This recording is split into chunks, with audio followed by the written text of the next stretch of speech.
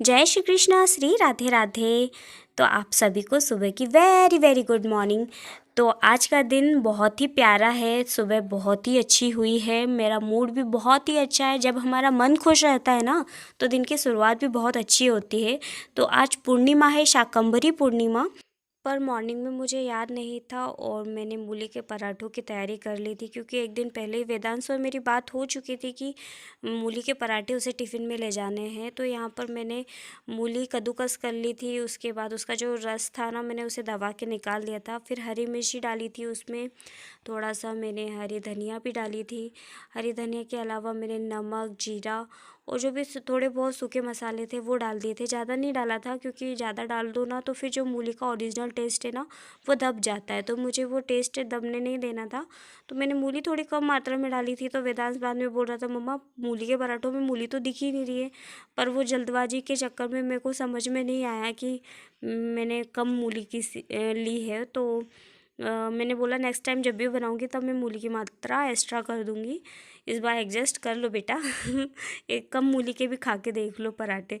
तो पराठे बहुत अच्छे बने थे। तो यहाँ मैंने पूरा उसका डो कंप्लीट करके ढक के रख दिया था। जब तक मैंने वेजिटेबल भी कट कर ली थी। तो वो अच्छा सा क्या टेस्ट आपस में घुल मिल जाता है ऐसा थोड़ी देर रख दो तो फिर उसके बाद मैंने पराठे बनाने स्टार्ट कर दिए थे। जब तक वेदांश स्कूल के लिए रेडी हो रहा है, या मैं घी का इस्तेमाल कर रही हूँ। हमारे घर में जो पराठे बनते हैं ना, चाहे वो मूली के हो, आलू के हो, गोभी के हो, मेथी के हो, कोई से भी पराठे हो, हमारे यहाँ घी के ही पराठे खाते हैं। तेल का इस्तेमाल नहीं किया जाता पराठों में। तो इसीलिए मैं घी के ही पराठे बना रही हूँ। मेरा एक पराठा बिल रहा है और दूसरा सिका रहा है।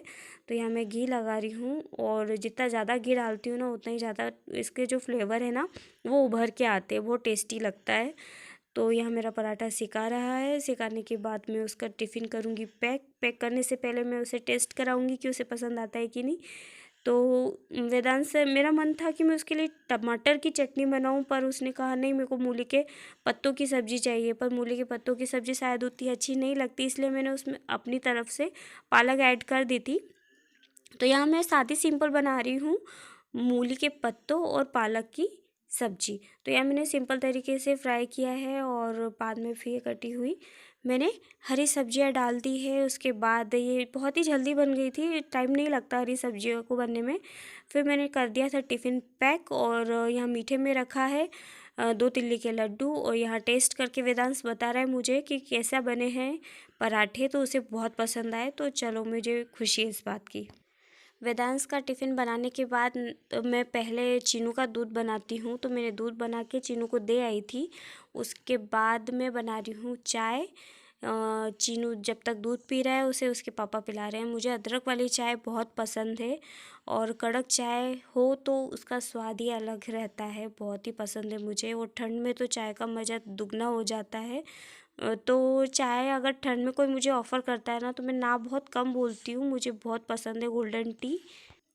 गोल्डन टी चीनू के पापा को बहुत पसंद है, और चीनू के मामा जी को भी गोल्डन टी बहुत पसंद है। तो वो जब भी आते हैं ना, तो मैं उनके लिए अलग से स्पेशल गोल्डन टी बना के ज़रूर उन्हें पिलाती हूँ। उन्हें बहुत अच्छी लगती है मेरे हाथ की गोल्डन टी।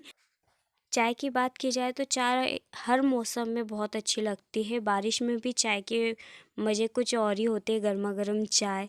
वैसे ही ठंड में भी चाय उससे डबल अच्छी लगती है, क्योंकि ठंड में चाय, गरम गरम चाय का स्वाद ही अलग रहता है, वो हमारे अंदर गर्मी बढ़ा देती है। तो आप भी अगर मेरे जैसे टी लवर है, तो इस वीडियो को लाइक ज़रूर कीजिएगा। हमारे घर मेहमानों का आना जाना लगा ही रहता है, क्योंकि बाबूजी की इतनी पहचान है।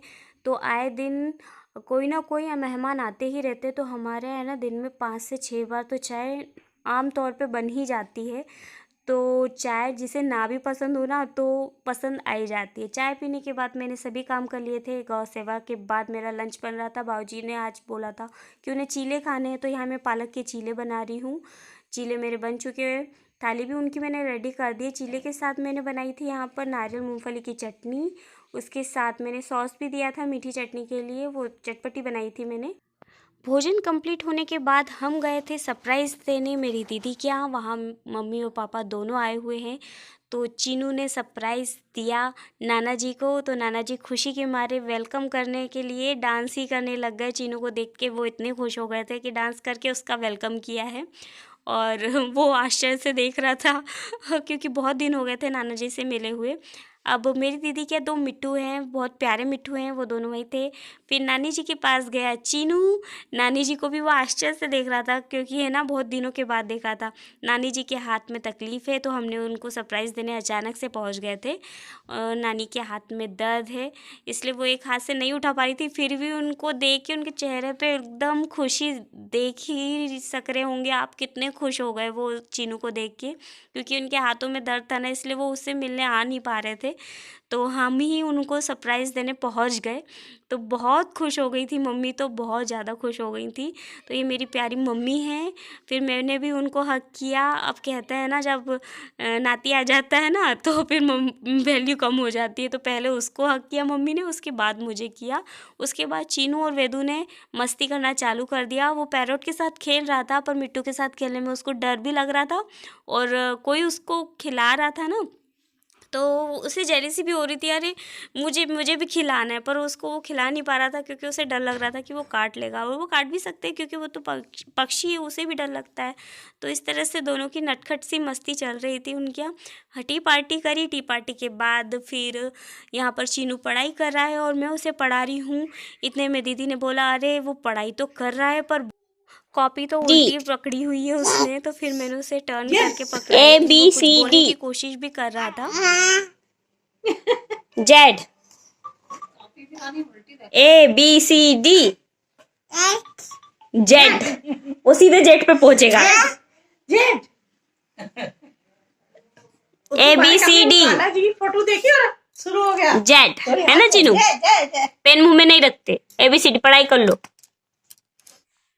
चीनू ने अपनी पढ़ाई कंप्लीट कर ली। उसके बाद फिर थोड़ी देर मिट्टू के साथ खेला और उसकी मौसी के साथ भी खेला, नाना जी के साथ खेला, नानी जी के साथ खेला। उसने बहुत एंजॉय किया। नानी जी भी बहुत खुश हो गए उसको देख के, और उनकी खुशी तो उनके चेहरे पे ही दिखाई दे रही थी। गांव में अमावस्या या पूर्णिमा हो, कोई दोनों में से कोई सी भी तिथि हो, तो सुबह जल्दी स्नान किया जाता है। और अगर हो सके तो नर्मदा नदी में जाकर नहाया जाता है, दान दक्षिणा दी जाती है। हमारे यहाँ भी दान दिया जाता है आज के दिन। गांव में अमावस्या और पूर्णिमा के दिन तवा नहीं चढ़ाया जाता, तवे पे यानी रोटी नहीं बनती है। पूरी या फिर दाल बाटी चूरमा बनाया जाता है, या दाल चावल पूरी कुछ भी बना सकते हैं, पर तवा यानी साधारण खाना नहीं बनता, अच्छा खाना बनाते हैं उस दिन। तो आज मुझे मॉर्निंग में याद नहीं था, तो मैंने शाम को बना लिया था। माँ आज क्योंकि है ना शाकंभरी पूर्णिमा है, तो माँ शाकंभरी के नाम से मैंने भोग बनाया था। खीर बनाई थी, पूरी बनाई थी, और पनीर की सब्ज़ी बनाई थी, और मीठा प्रसाद बनाया था उनके लिए। वापस घर आने के बाद मैंने सबसे पहले गौ सेवा की। उसके बाद बाहर जो सूखने कपड़े डाले थे वो सब समेटने के बाद मैंने फ़्रेश हुई। फ्रेश होने के बाद फिर मैंने लड्डू गोपाल की पूजा की, माँ शाकंभरी के नाम से दिया लगाया, और उनसे विनती की कि अपनी कृपा हमारे परिवार पे बनाए रखे, अपनी दया दृष्टि बनाए रखे। उनको याद किया, ऐसे बोलकर मैंने मीठा भोग जो बनाया था उनको भोग लगाया, और लड्डू गोपाल की भी सेवा करी। तो इसी तरह अपना आशीर्वाद माता सभी पे बनाए रखे। और उसके बाद पूजा करने के बाद मैंने खीर, पूरी, सब्जी और मीठा प्रसाद का आनंद उठाया। लड्डू गोपाल की कृपा आप सभी पे बनी रहे, और आप सबका प्यार हमें यूं ही मिलता रहे। आप सभी को प्यार भरा श्री राधे राधे। जय श्री कृष्णा।